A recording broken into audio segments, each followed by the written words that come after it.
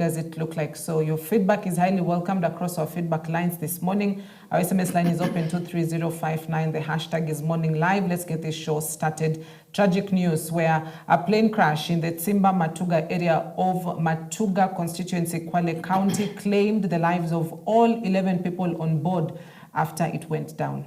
According to the Kenya Civil Aviation Authority, KCA Director General Emile Arao, the aircraft registration number 5Y/CCA was en route from Diani to Kichwatembo in the Masai Mara when it went down on Tuesday morning. The ill-fated aircraft, which had taken off from the Diani airstrip, crashed barely 10 minutes into its flight. It was carrying 10 tourists, 8 from Hungary and 2 from Germany, along with a Kenyan pilot. Confirming the incident, Immigration Principal Secretary Belio Kipsang assured the public that Kenya's airspace remains safe, noting that relevant aviation authorities have launched investigations to determine the exact cause of the accident.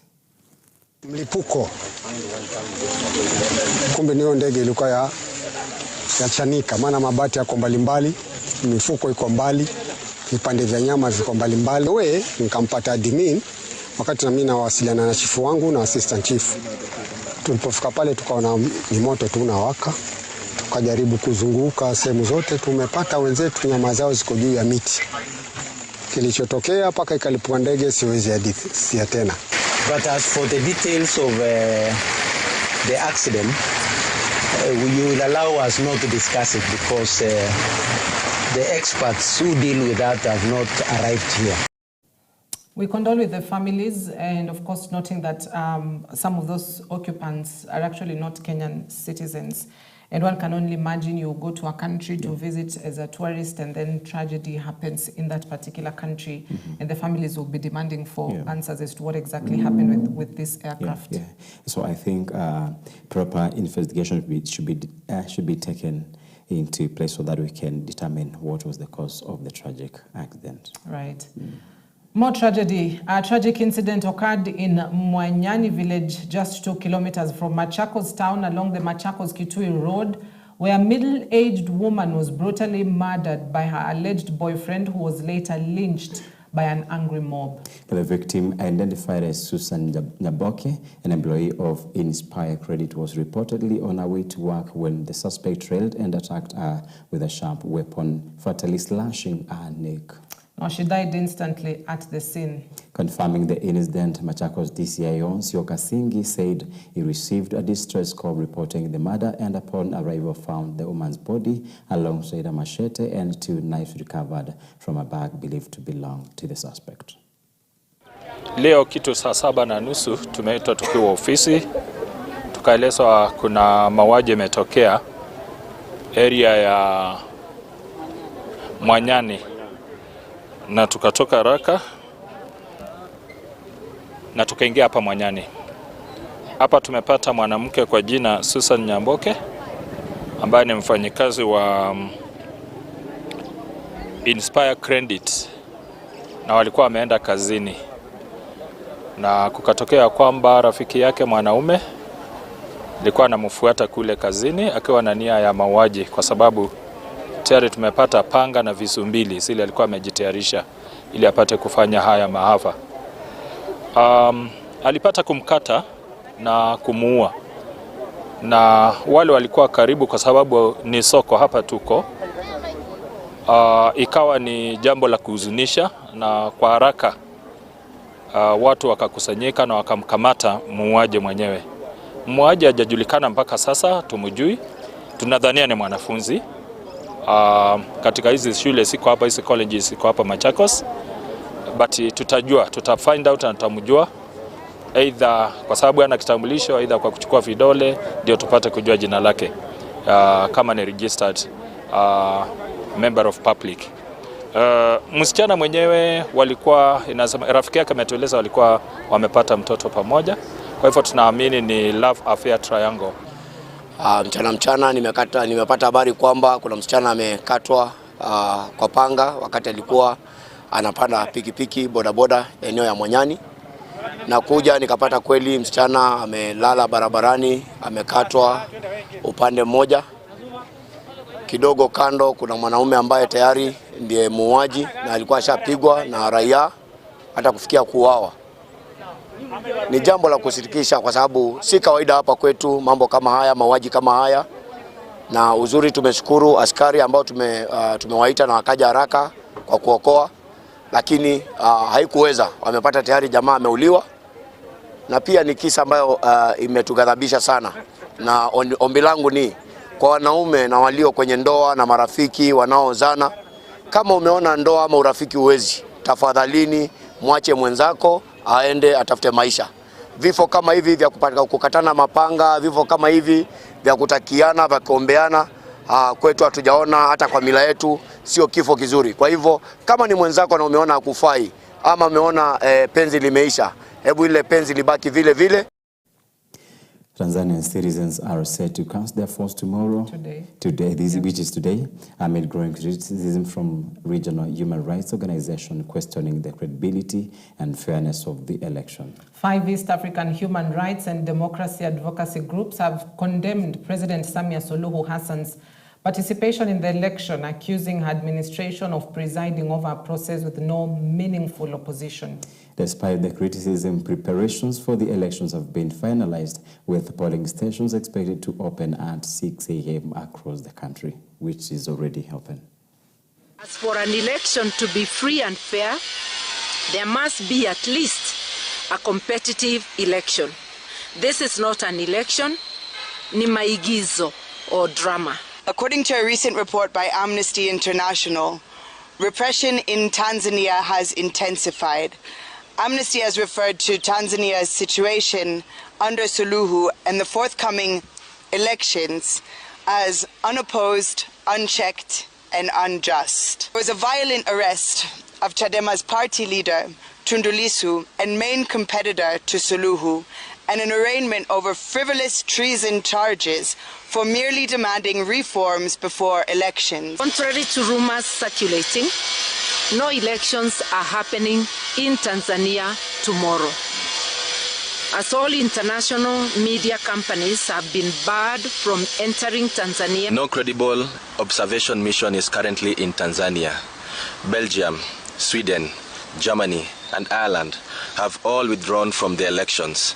The US is monitoring the situation, although it is not providing any official observers. Vituo vya kupigia kura vitafunguliwa saa 1 kamili asubuhi na vitafungwa saa 10 kamili alasiri. Students at the University of Nairobi have threatened to stage nationwide demonstrations if the ongoing lecturer strike in public universities is not resolved soon. The students expressed the frustration over the prolonged industrial action, saying it has severely disrupted their learning and jeopardized their academic progress and future plans.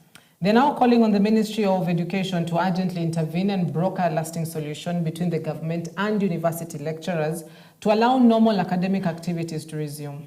Speaking on behalf of the student body, several representatives warned that if their plea continues to be ignored, they'll mobilize colleagues from other institutions across the country to take to the streets in protests. 24 hours, compensate our injured comrades. Number 2, you have to pay our lecturers so that we are back in class. Failure to which, on Thursday, comrades, on Thursday, we have a mega demonstration. And we want to tell the government that if you will not listen to the plights of comrades, if you will not listen to the cries of comrades, the down will be bigger than once. I want to say that the students are in a state of apalangewa. They cannot even learn, they cannot do anything. We demand to be in class. Too much of peace is dangerous. So we are telling those who don't want to pay our lecturers, we will be on the streets.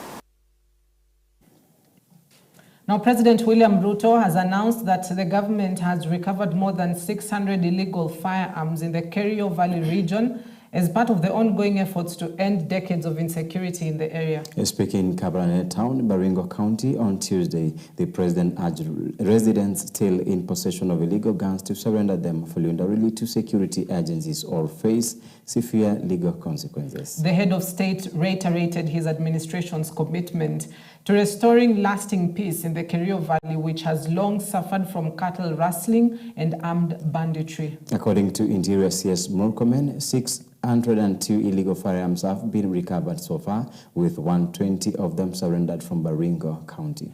He affirmed that the security operation will continue until all illegal arms are seized. Na niliwaambia nikisimama hapa Kabarnet ya kwamba mambo ya majangili na bandits tutapambana na wao. And I want to promise you, hawa watu wa kuiba ng'ombe hapa na bunduki kidogo kidogo, hawa watu nitawasort out completely. Tayari wamerudisha bunduki 600 na bado kuna wengine wako na bunduki, na nimewapatia ilani, yani ile notice, warudishe bunduki mapema. Wasiporudisha bunduki haya basi, mtu asiniulize maswali mingi. Sijui kama tunaelewana. Yes, hatuwezi kuendelea kuwa ni county ya mayatima na watu widows, si ndio? Watoto wanazaliwa hakuna baba, wajane wa mama hakuna mzee, ameenda kwa safari na mambo ya upuzi. So nimesema tumeweka askari ya kutosha. Nimepatia amri huyu Kipchumba Murkomen, wewe Kipchumba Murkomen, nimemwambia ako area hapa, atasema nimemwambia mpaka bunduki yote iwe katika mikono ya serikali. Mwananchi, hakuna ruhusa ya mwananchi kutembea na bunduki ambaye ni bunduki haina leseni, ya kuumiza watu wengine, kulete ukosefu wa usalama, watoto hawasomi, mayatima ni wengi, widows ni wengi. Hiyo maneno hatuwezi kukubali Baringo County, miaka 60 baada ya sisi kuwa taifa huru. So we have made a conscious decision. Sasa kila mtu tunataka tupatie kitambulisho ndio tuweze kusukuma taifa letu la Kenya mbele. Ile stage tumefika sasa kwa hii Kerio Valley, tumefika stage ya kuondoa bunduki kwa mikono ya wananchi. Na ile kazi imefanyika, Your Excellency, kwa miezi 4, 5, 6 ambayo imepita ni kubwa sana. Kiasi kwamba kwa Kerio Valley region yote hapa tumetoa bunduki 602 kwa mikono ya wananchi. Saa hizi imeshatokezea. Kwa Baringo alone tumechukua bunduki 170. Lakini bado, Your Excellency, hiyo ni bunduki kidogo. Hiyo tumetoa tu kwa kona moja pale, hapo Dira, hapo Kolowo, upande huu ya Tiatich, ya upande huu bado hatujarudi upande huu. Sehemu ya Loruk, sehemu ya Soimosoi, sehemu ya Silale, sehemu hizi zote ambao bado tuko na bunduki. Your Excellency, I promise you, with the support you have given us through your office, Your Excellency, we will make sure that bunduki zote zinatoka kwa mikono ya wananchi. Na hatufanyi ile ya zamani yenye GSU ilikuwa inapiga wamama, inapiga wazee, inapiga watoto. Hapana, ile support umetupatia, we are doing intelligence led operation.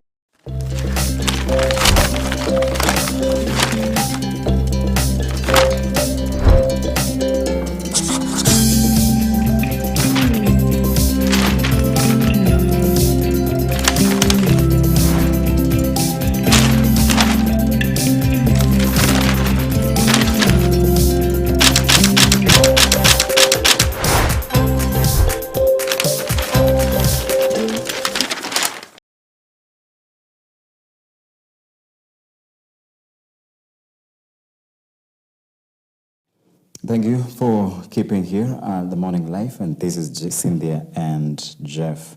And we are transitioning to the newspaper review this morning, and we're starting off with the Standard newspaper, and this is the Kenya Sport newspaper. And we're starting with, I think these stories look also a bit tragic. Minus the accident that we witnessing yesterday on our airways and on our roads. We're also looking at some of the tragic stories that are making headlines across Tanzania regions, our neighbors just around here. And as you're very much aware, this is 29th of October 2029, where the country of Tanzania is 2020. I've said 2029. Okay, it's like 2029 is when we like a country, I think we shall be having a new government. And I think that is what I'm looking at. The same story that's so tragic that I'm looking, I think is the same that has taken me to 2029. But 2025, which is today, Tanzania is deciding. They are electing formally their president, because we are very sure that John Pombe Magufuli, the former president of Tanzania, died on 17th March 2021, and that is when Samia Suluhu took over. Very interesting headline on the Standard is that Samia versus Suluhu. This is very clearly to mean that if you're not aware that Samia and Suluhu are the same people, and or is the same person, and we are trying to look at, we are looking at a place or a competition where Samia is very key, who is the key aspirant here, is at the race with very, very many competitors, but they've been edged, whereby what we can see even on top of the Standard is that we're just looking at a very big picture of Samia Suluhu, who is will be voted for as the president. And the Standard is talking of opposition members have been edged out of Tanzania's vote, turning it into a one-horse race. The democratic ideals Mwalimu Julius Nyerere, once champion, now seen buried under a tightening grip of autocratic control. As Tanzanians head to the polls today, the air across Arusha, Dar es Salaam, and Moshi is thick with uneasy calm, a nation voting under the shadow of fear, silence, and inevitability. And Cynthia, before we do something very small, I'm looking at page 6 of the Standard. It's talking of Tanzanians head to the polls under heavy cloud of defeat, iron-fisted control. And there's also something that I was also looking at, and we, as African leaders, are urged to respect democracy and human rights.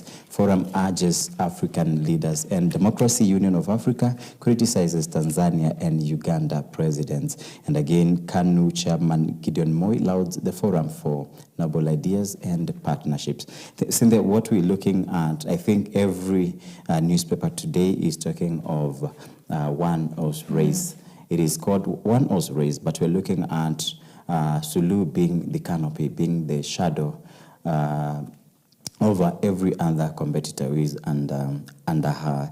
And the description of that, I think, it is so pathetic, it is merciless to a country or to African countries, and we can see there is an agency that has already warned Tanzania and Uganda for such things. So this being a one-horse race, number one, we need to know that Suluhu took over after the death of John Pombe Magufuli.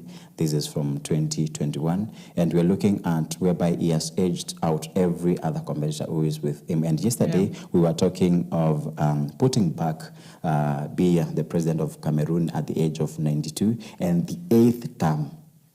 And we are looking at a place where today we are expecting, or even we are looking at Tanzania voting, and we are looking at a force, or even we are looking at, it's like they are forced to vote because opposition is edged out. And because what happened at the during 2021, it was a coronation. I think it was just given. And someone is talking of today, if it happens, it is just installation of a president, not voting.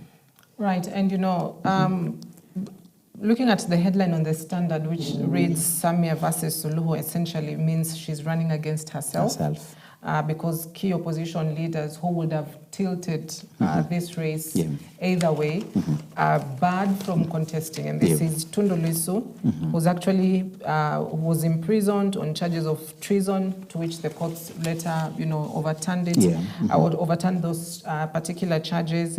And, you know, he says that he's not really comfortable leaving the prison gates because of his safety. We've seen allegations which have been made that he's been placed under really tight or very stringent conditions in prison, under CCTV footage surveillance 24 hours. And, you know, these are just, you know, the conditions to which he's in at the moment are not conditions that a human being should be taken through. And so he's the leader of a party called Chadema Party. And this particular party has been barred from participating at all levels of this election, the presidential, the parliamentary, and the civic level. And now, as you've rightfully put it, she took over after Magufuli. And so she wasn't elected into office. She was a running mate to John Pombe Magufuli, the late. So Magufuli was elected. Their system of governance, or I'd say of electing a president, is quite similar to ours, where you're electing a president. That's the picture of the person that it is on the ballot, rather than a running mate.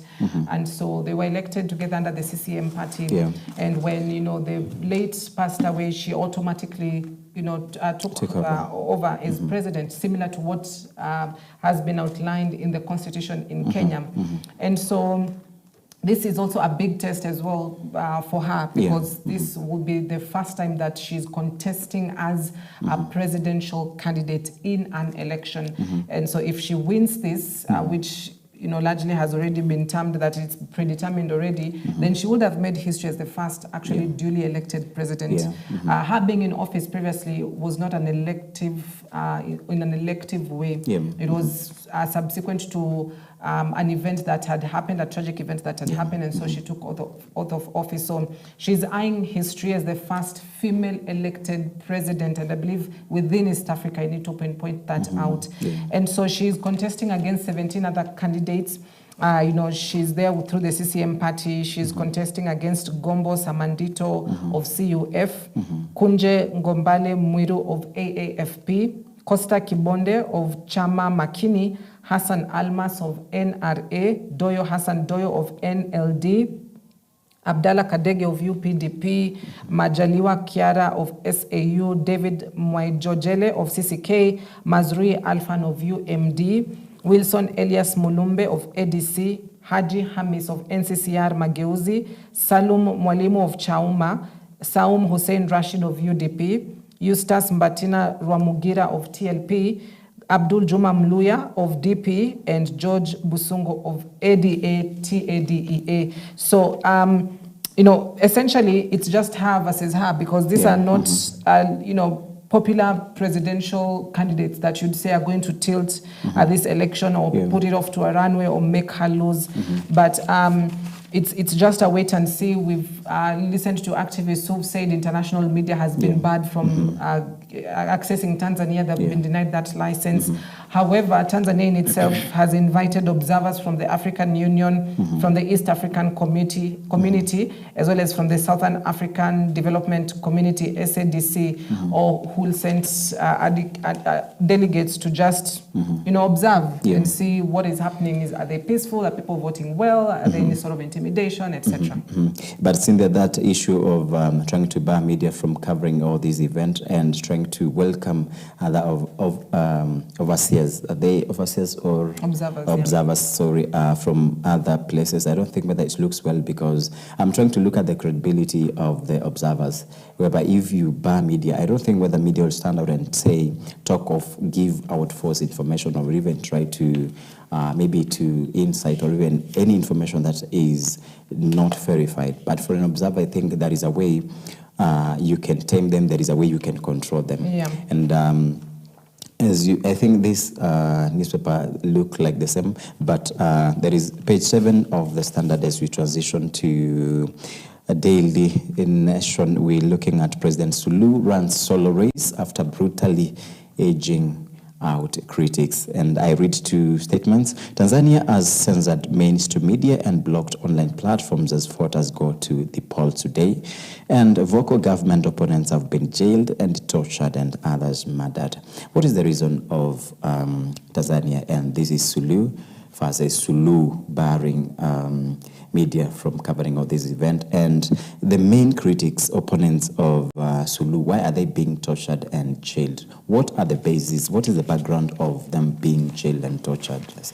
Right, could be varying, could just be, trying to eliminate your opponent, trying to make a competition just out of yourself. But in addition to that, we've also seen cases of not just opponents within the race, but also individuals who perhaps have a voice. For instance, between April and October 2025, 3 Catholic priests, Father Charles Kitima, Father Jordan Kibiki, and Father Camila Sinikata, were attacked or disappeared under suspicious circumstances. In each case, police issued statements portraying the clergy as morally compromised, one allegedly drunk, another faking abduction, and the third abandoned by a lover.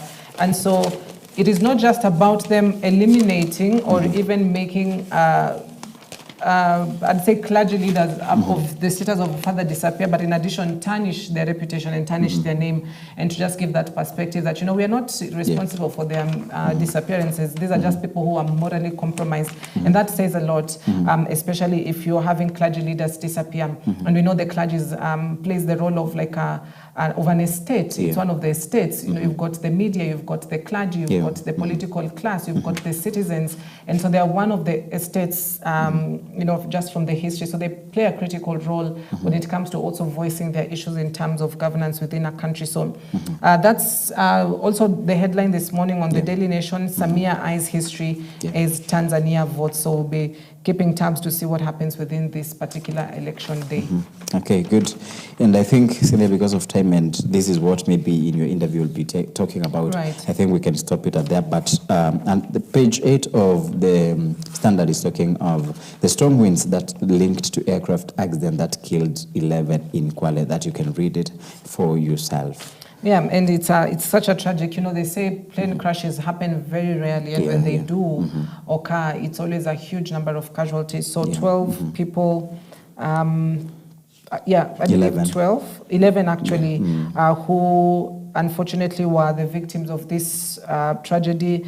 A trip to Masai Mara luxury camp ends in tragedy for tourists and for pilots.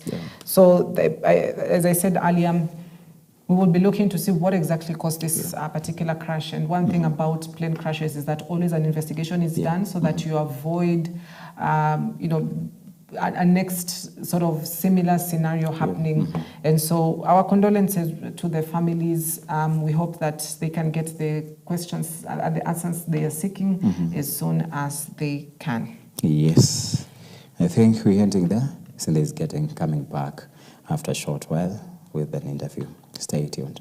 All right, don't go too far. We'll be back shortly. The state of political parties in the country, my guest will be here to just weigh in, especially after the late multi-partyism advocate, I'd say, Raila Odinga, passed away. And so what does the future hold, including the broad-based government, which brings together UD and ODM parties?